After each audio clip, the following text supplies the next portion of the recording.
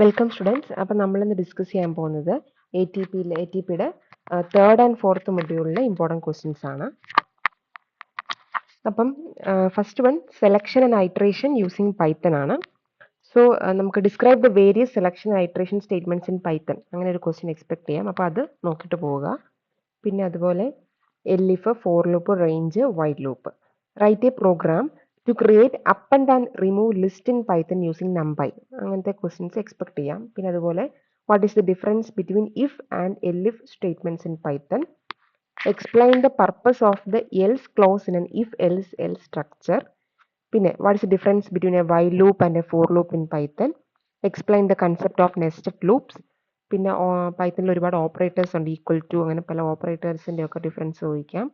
പിന്നെ അതുപോലെ range function എങ്ങനെയാണ് പൈത്തണിൽ വർക്ക് ചെയ്യുന്നത്, അങ്ങനത്തെ ക്വസ്റ്റ്യൻസ് ചോദിക്കാം. അപ്പം ഈ ക്വസ്റ്റ്യൻസ് ഒക്കെ ഒന്ന് നോക്കിയിട്ട് പോവുക.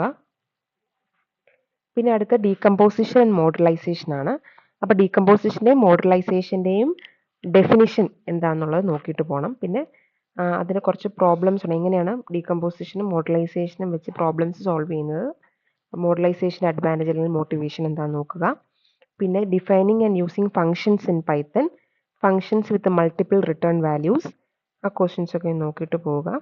അപ്പം തിയറി നമുക്ക് എക്സ്പെക്ട് ചെയ്യാം, പ്രോബ്ലംസ് ഉണ്ടായിരിക്കും. അതുപോലെ തിയറിയും എക്സാമിന് വരുന്ന തിയറിക്ക് മാക്സിമം മാർക്ക് സ്കോർ ചെയ്യാൻ വേണ്ടി നോക്കണം. അതുകൊണ്ട് എല്ലാത്തിനും ഡെഫിനിഷൻസ് പഠിച്ചിട്ട് പോവുക. പിന്നെ റിഗേഷൻ ഒരു അടുത്ത ഇമ്പോർട്ടൻറ്റ് ടോപ്പിക്കാണ്. അപ്പം റിഗേഷനകത്ത് ഡെഫിനിഷൻ ചോദിക്കാം. പിന്നെ റിഗേഷൻ ഫോർ യൂസിങ് റീസൺ എന്തൊക്കെയാണെന്ന് ചോദിക്കാം. പിന്നെ ദ കോൾ സ്റ്റാക്ക് എന്താണെന്നുള്ള ഡെഫിനിഷൻ ചോദിക്കാം. Recursion and the stack. പിന്നെ അടുത്തൊരു important question, avoiding circularity in recursion. How to avoid circularity in recursion, അങ്ങനെ ഒരു ക്വസ്റ്റ്യൻ നമുക്ക് എക്സ്പെക്ട് ചെയ്യാം. പിന്നെ കുറച്ച് സാമ്പിൾ പ്രോബ്ലംസ് ആണ്. Finding the nth Fibonacci number, greatest common divisor of two positive integers, factorial of a positive integer, adding two positive integers, the sum of digits of a positive number. അപ്പോൾ ഈ problems ഒക്കെ ഒന്ന് നോക്കിയിട്ട് പോകണം. അപ്പം എല്ലാത്തിൻ്റെയും അൽഗോരിതവും സൂഡോകോഡും flow ചാർട്ടും ഒക്കെ കറക്റ്റായിട്ട് എഴുതാൻ പഠിച്ചിട്ട് പോകണം. അപ്പോൾ അൽഗോരിതം ഒക്കെ എഴുതുമ്പോൾ കറക്റ്റായിട്ട് സ്റ്റെപ്പായിട്ട് എഴുതണം. സ്റ്റാർട്ടിങ് പോയിന്റിങ്ങും എൻഡിങ് പോയിന്റിങ്ങും ഉണ്ടായിരിക്കണം. സൂഡോകോഡ് ആണെങ്കിലും നമ്മൾ കറക്റ്റ് അതിൻ്റെ ഫോർമാറ്റിൽ എഴുതണം. ഫ്ലോ ചാർട്ട് വരയ്ക്കുമ്പോഴും അതിൻ്റെ ഷേപ്പ് ഒക്കെ തെറ്റിപ്പോവാതെ കറക്റ്റായിട്ട് വരയ്ക്കണം. പിന്നെ മൊഡ്യൂൾ 4 ആണ്. മൊഡ്യൂൾ 4-നകത്ത് computational approaches to problem solving വരുന്നുണ്ട്. അതിനകത്ത് brute force approach, divide and conquer approach, dynamic programming approach, greedy approach, randomisation approach, അങ്ങനെ കുറേ അപ്രോച്ചസ് വരുന്നുണ്ട്. What is the main characteristics of the brute force approach in problem solving. അതുപോലെ in what scenarios might a brute force approach be particularly useful or necessary. പിന്നെ explain the basic principle of the divide and conquer approach. How does the merge sort algorithm exemplify the divide and conquer approach, അല്ലെങ്കിൽ what are the advantages of using the divide and conquer approach. Mention the disadvantage of the divide and conquer approach. പിന്നെ what is the key idea behind dynamic programming. How does dynamic programming differ from simple regression when solving problems like the Fibonacci series? Pinna describe the fundamental principle of the greedy algorithm approach. In the task completion example for greedy algorithm, what is the general strategy to maximize the number of completed tasks?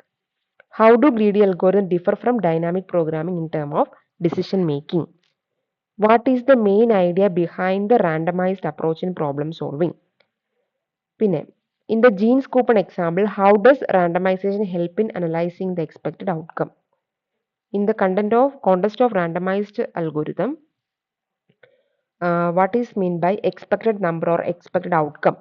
How does the hat-check party problem illustrate the concept of randomization problem solving? ആ question എന്തായാലും നോക്കിയിട്ട് പോകണം. സിലബസിലുള്ള question ആണ്. How does the hat-check party problem illustrate the concept of randomization problem solving?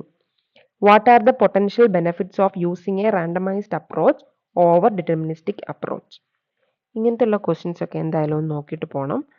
അപ്പം fourth മൊഡ്യൂളിൽ കുറച്ച് theory portions ഉള്ളൊരു മൊഡ്യൂളാണ്. അപ്പം അതിന് ഡെഫിനിഷൻസ് ഒക്കെ കറക്റ്റായിട്ട് നോക്കിയിട്ട് പോകണം. തിയറിക്ക് ഫുൾ മാർക്ക് മേടിക്കാൻ മാക്സിമം നോക്കണം. പ്രോബ്ലം അതുപോലെ തന്നെ അറ്റൻഡ് ചെയ്ത് നല്ല മാർക്ക് സ്കോർ ചെയ്യാൻ ശ്രദ്ധിക്കുക. ഇവിടെ എക്സാമ്പിൾ കൊടുത്തിട്ടുണ്ട്. A company selling jeans gives a coupon for each pair of jeans. There are n different coupons. Collecting n different coupons would give you free jeans.